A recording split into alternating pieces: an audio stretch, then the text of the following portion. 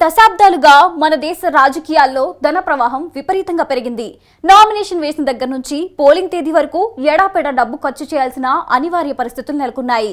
కేంద్ర మంత్రి నిర్మలా సీతారామన్ తాజా వ్యాఖ్యలు కూడా ఈ అభిప్రాయాన్ని బలపరుస్తున్నాయి. ఇదిలా ఉంటే ఎన్నికల బాండ్ల పేరుతో భారీ ఎత్తున అవినీతి జరిగిందన్న విమర్శలు వెల్లువెత్తుతున్నాయి. ఈ అంశాలపై ఇవాల్టి స్వతంత్ర ఫోకస్.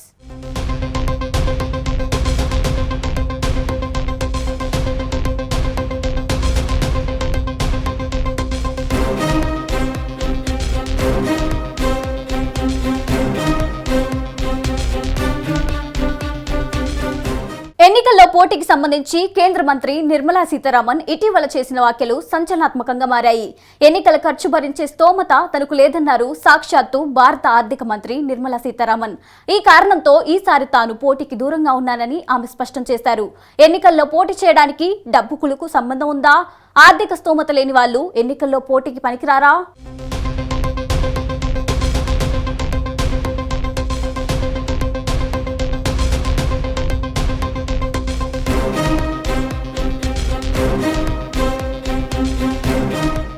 లోక్సభ ఎన్నికల్లో పోటీపై కేంద్ర మంత్రి నిర్మలా సీతారామన్ ఇటీవల ఆసక్తికర వ్యాఖ్యలు చేశారు. లోక్సభ ఎన్నికల్లో తమిళనాడు లేదా ఆంధ్రప్రదేశ్ నుంచి పోటీ చేయాలని బీజేపీ అధ్యక్షుడు జేపీ నడ్డా తనను కోరారన్నారు. అయితే ఎన్నికల ఖర్చు భరించే ఆర్థిక స్తోమత తనకు లేదన్నారు.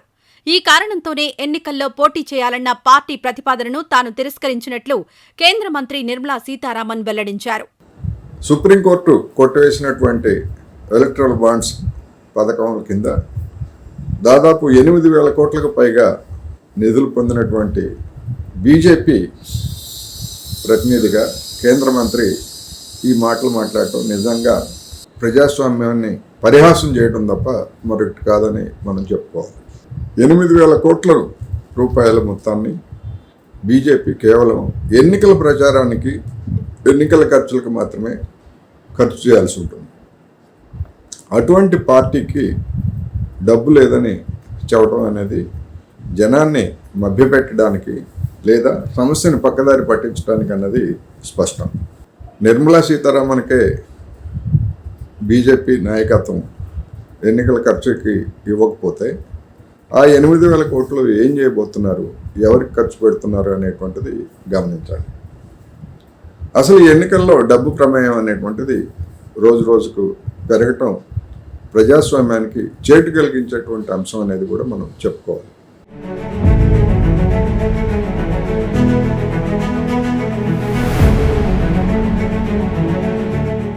డబ్బులు లేకపోవడంతో ఈసారి లోక్సభ ఎన్నికల్లో తాను పోటీకి దూరంగా ఉన్నానంటూ నిర్మలా సీతారామన్ చేసిన ప్రకటన రాజకీయాల్లో దుమారం రేపింది. నిర్మల ప్రకటనతో ఎన్నికల్లో ధన ప్రవాహం ఏ స్థాయిలో ఉందో ఎవరైనా అర్థం చేసుకోవచ్చు. వాస్తవానికి స్వతంత్రం వచ్చిన కొత్తల్లో ఎన్నికల ఖర్చు చాలా తక్కువగా ఉండేది. ఎన్నికల గోదాలోకి దిగేవారు ఎక్కువ మంది సమరయోధులు కావడం దీనికి ఒక కారణం కావచ్చు. స్వతంత్ర సమరయోధులుగా సమాజంలో వారికి ఉన్న ఇమేజ్ను చూసి ప్రజలు ఓట్లేసేవారు.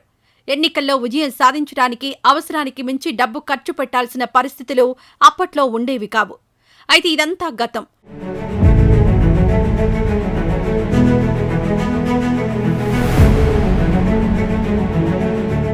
దేశ రాజకీయాల్లో 1962 నుంచి అనూహ్య మార్పులు సంభవించాయి. అప్పటి వరకు ఎన్నికల్లో డబ్బు ఒక అంశమే కాదు. అయితే కాలం గడుస్తున్న కొద్దీ రాజకీయాల్లో విలువల పతనం మొదలైంది. దీంతో పాటు రాజకీయాల్లో ధన ప్రవాహం పెరగడం మొదలైంది. వ్యాపార సామ్రాజ్యాలు నిర్మించుకున్న సంపన్నులు రాజకీయాల్లోకి రావడం ప్రారంభమైంది. రకరకాల వ్యాపారాలతో డబ్బులు పోగేసుకున్న వారికి రాజకీయ అండ అవసరమైంది. దీంతో నిజాయితీగా నిక్కచ్చిగా ఉండే నాయకుల స్థానంలో అవినీతితో సొమ్ములు పోగేసుకున్న నియో రిచ్ రాజకీయాల్లోకి ఎంట్రీ ఇవ్వడం మొదలైంది. అప్పటి వరకు రాజకీయ పార్టీల అధినేతలకు అనుచరులుగా ఉంటూ వచ్చిన బడా వ్యాపారవేత్తలు ప్రత్యక్ష రాజకీయాల్లోకి రావడం మొదలుపెట్టారు. ఇలా అవినీతితో వందలు వేల కోట్ల రూపాయలు కూడబెట్టిన వాళ్లు ఎన్నికల్లో పోటీ చేయడం ప్రారంభమైంది. పార్టీ టికెట్ కోసం ఆయా పార్టీల అధినేతలకు కుబేరులు భారీగా సొమ్ములు అందజేస్తున్నారన్న ఆరోపణలు కూడా వచ్చాయి. దీంతో క్రమక్రమంగా ఎన్నికల్లో ధన ప్రవాహం విపరీతంగా పెరిగింది.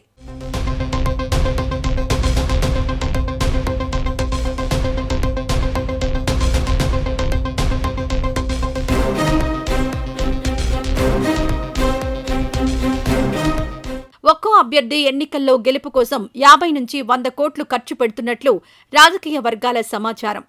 ఎన్నికలంటే డబ్బు వెదజల్లడమే అనే మాట సర్వసాధారణమైంది. ప్రతిరోజు వందల మందితో అభ్యర్థులు ర్యాలీలు ఏర్పాటు చేస్తున్నారు. అలా ఇలా కాదు, భారీ ర్యాలీలు. ర్యాలీ ఎంత భారీగా ఉంటే రాజకీయ వర్గాల్లో అంత క్రేజ్. ర్యాలీల్లో పాల్గొన్న వారికి బిర్యానీ పొట్లాలు, మద్యం సీసాలు, బేటా కింద సొమ్ములు అందజేయడం మామూలైంది. దీంతో పాటు పోలింగ్ తేదీ సమీపిస్తున్న కొద్దీ గల్లీ నాయకులను పట్టుకుని గంపగుత్తగా అందరి ఓట్లు వేయించాలని కోరుతూ భారీ ఎత్తున డబ్బులు పంచే సంస్కృతి బాగా పెరిగింది.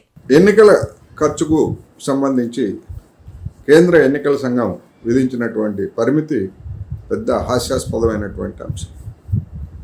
లోక్సభ ఎన్నికల్లో నియోజకవర్గాలను బట్టి, రాష్ట్రాలను బట్టి 75 లక్షల నుండి 85 లక్షల వరకు ఒక అభ్యర్థి ఖర్చు పెట్టుకోవడానికి అవకాశం ఉంటే, అసెంబ్లీ ఎన్నికల్లో 28 లక్షల నుండి 40 లక్షల వరకు ఖర్చు పెట్టుకోవడానికి అనుమతి ఉంది.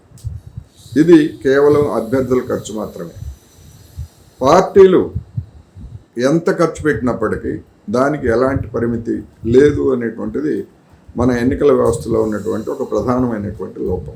పార్టీలు పెట్టేటువంటి ఖర్చుకి పరిమితి కనుక విధించకపోయేట్లయితే రాబోయేటువంటి రోజుల్లో ఇదే పార్టీలు ఎన్నికల బాండ్ల రూపంలో కాకపోతే మరొక రూపంలో పెద్ద మొత్తంలో నిధులు సేకరించి వాటిని ఖర్చు చేసేటువంటి అవకాశం ఉన్నది.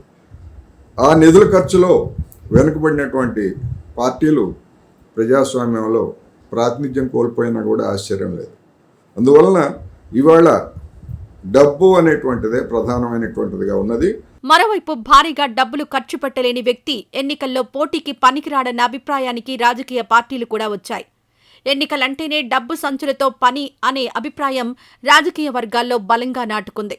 ఒక్క వామపక్షాలను మినహాయిస్తే అన్ని పార్టీల అభ్యర్థులు ఎక్కడి నుంచి పోటీ చేసినా విచ్చలవిడిగా సొమ్ములు వెదజల్లాల్సిన పరిస్థితులు నెలకొన్నాయి. తెలంగాణలో మొన్నీ మధ్య జరిగిన హుజూరాబాద్, మునుగోడు ఉప ఎన్నికల్లో విచ్చలవిడిగా డబ్బు ఖర్చు పెట్టిన సంగతి అందరికీ తెలిసిందే. ఈ 2 ఉప ఎన్నికల్లోనూ ఓటుకు 5,000కు పైగా సొమ్ములు చెల్లించినట్లు తెలంగాణ సమాజం కోడైకి వస్తుంది. ఒక దశలో తెలంగాణలో అత్యంత ఖరీదైన ఉప ఎన్నికగా హుజూరాబాద్ రికార్డు సృష్టించింది.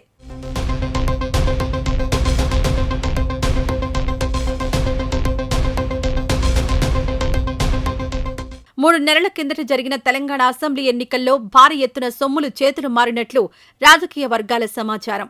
ఓటర్లు ఆకర్షించడానికి నేతలు పెద్ద ఎత్తున నగదు పంచినట్లు తెలుస్తోంది.